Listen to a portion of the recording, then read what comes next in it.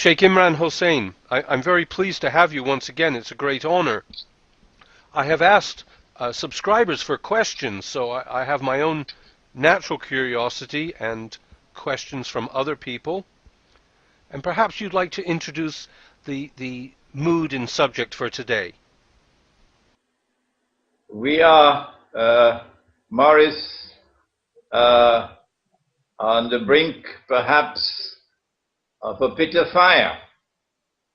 And I am anticipating that an attack will be launched on Syria, kind of a desperado, because everything else has failed, and Putin checkmated them in Geneva. And so now, perhaps throwing caution to the wind, just perhaps, the Turkish armed forces might launch an attack on Syria. And if that happens, I think Putin is going to respond vigorously. So we are standing at this moment on the brink of a pit of fire. Yes, Russia did voice strong opinions regarding Turkey's stance. I detected Russia's support for Syria not, for Turkey not to interfere or involve. At times Russia is ambiguous, but it was not ambiguous about telling Turkey not to get involved. Well, Lavrov, I don't know, the Russians give mixed signals. It's very encouraging that you suggest they are steadfast behind Syria. They have just sent some ships to Tartus, correct? Yes, I've heard about that. Well, many of the questions do revolve around Syria that I've been given by subscribers and people that follow you. Shall I read some out, or shall we banter? Do please. Well, I'll just start ad hoc. When will the Arab world realize that it is better that the Shias and the Sunnis join hand in promoting their agenda and to strengthen their position on the globe? Yes, there are 1.5 billion Muslims, but how divided are they? And that is from a user 408 Magenta on YouTube.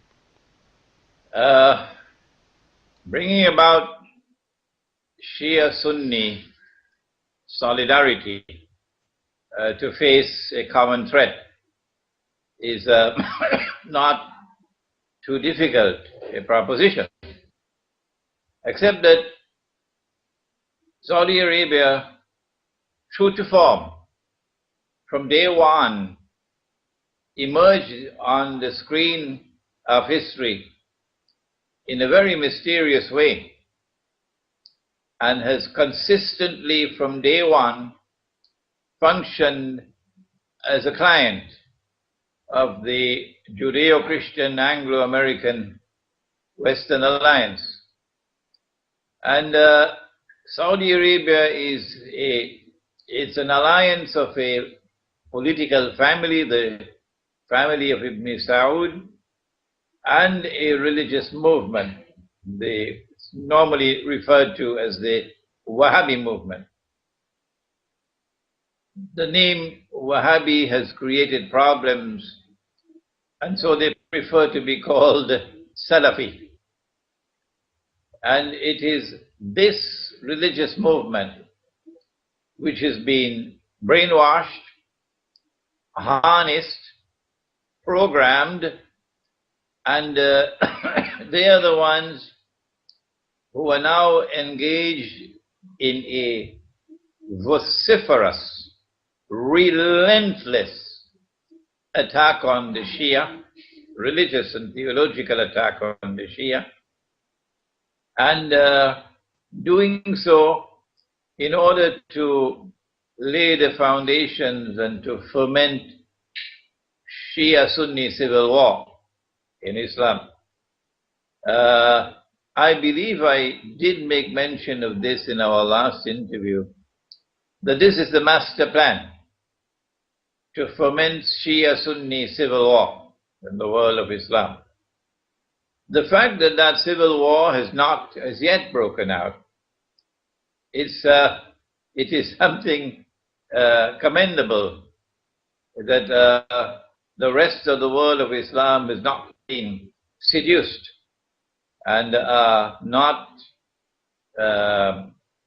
likely to be seduced. Unless, and of course, you have some act of monstrous terrorism directed, for example, against the Shia, and then you blame the Sunni. Typical Zionist methodology. Or an act of monstrous terrorism against the Sunnis, and then you blame the Shia.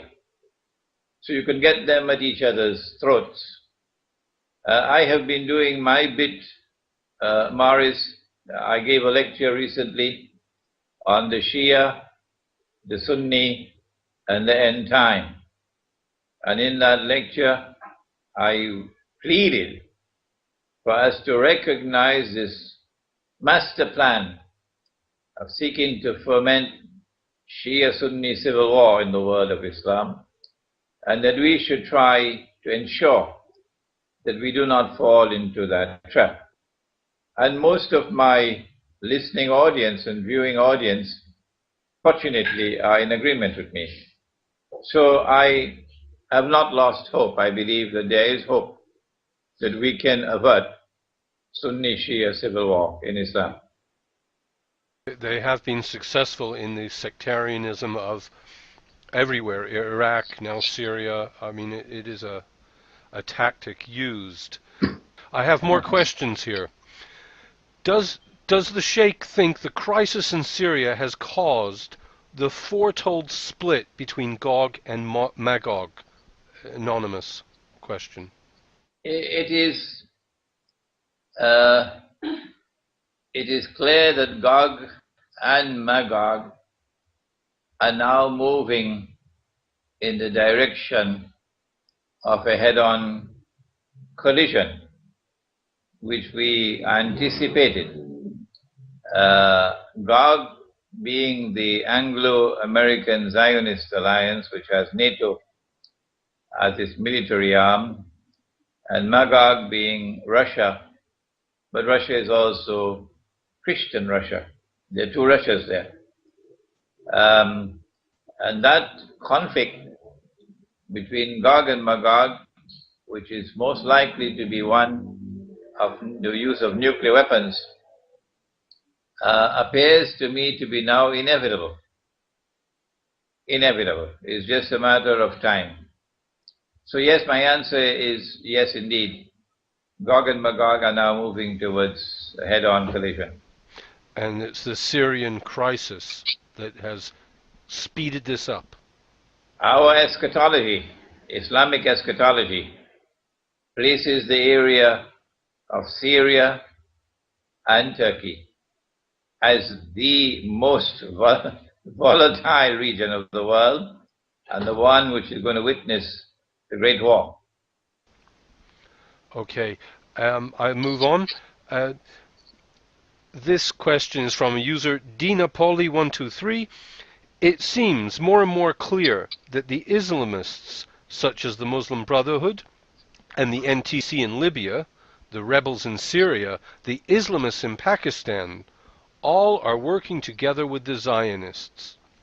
It seems after every overthrow of these Arab regimes, the governments are more open to Western influence and to invite the capitalists into their country.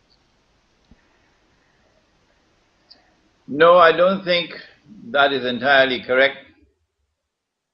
The world of Islam is not homogeneous. I have identified one sectarian movement that used to be called the Wahhabis, who are being exploited and used by a Pied Piper. And that Pied Piper plays the tune and they dance to the tune because they are deficient in understanding. They do not understand that they're being taken for a ride. The reason why the Zionists want these so-called Islamic governments in power around Israel is because these so-called Islamic governments can then be manipulated by remote control to act in a way that will provide Israel with casus bellum.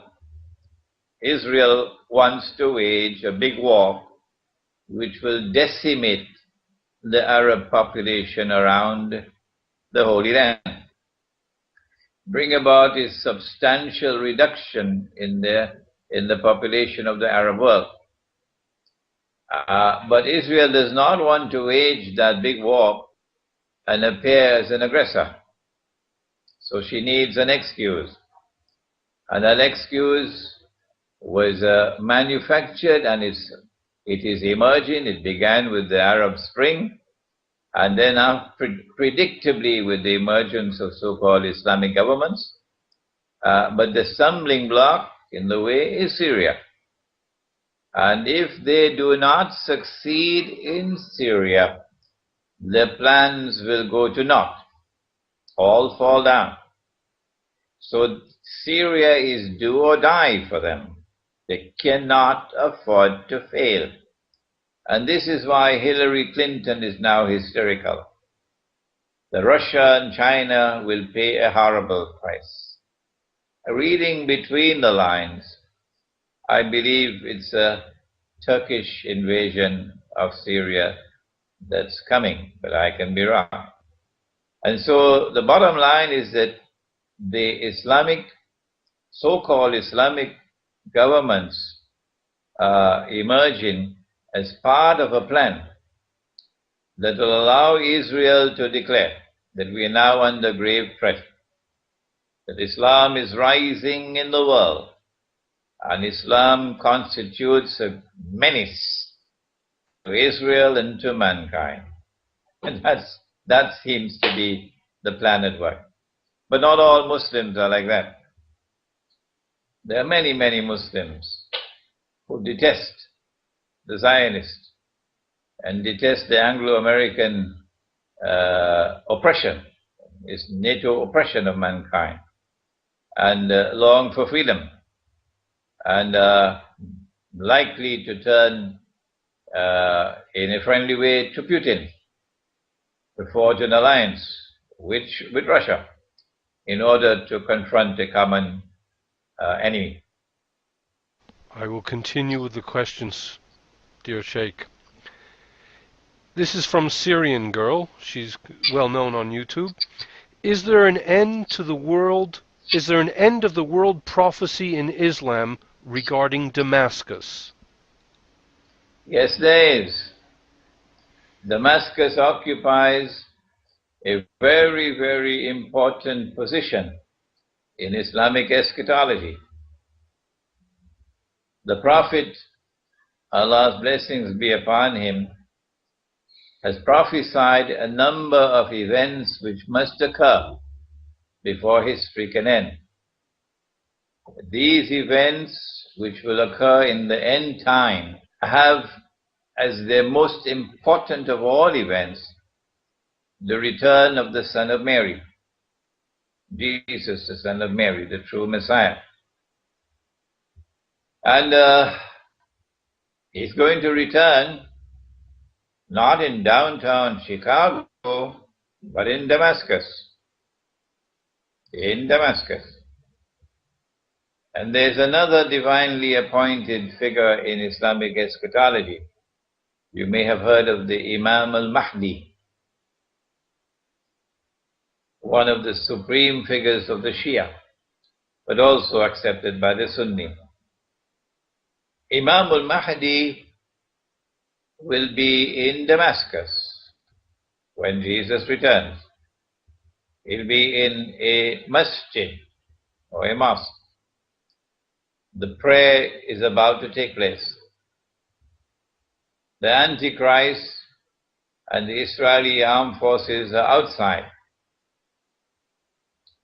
And then Jesus descends in the masjid. And the Imam recognizes him and says, "This is the son of Mary." In much the same way that John the Baptist, standing in the river, when he saw Jesus, he said, "Here he is. This is the man you've been waiting for. This is the Messiah."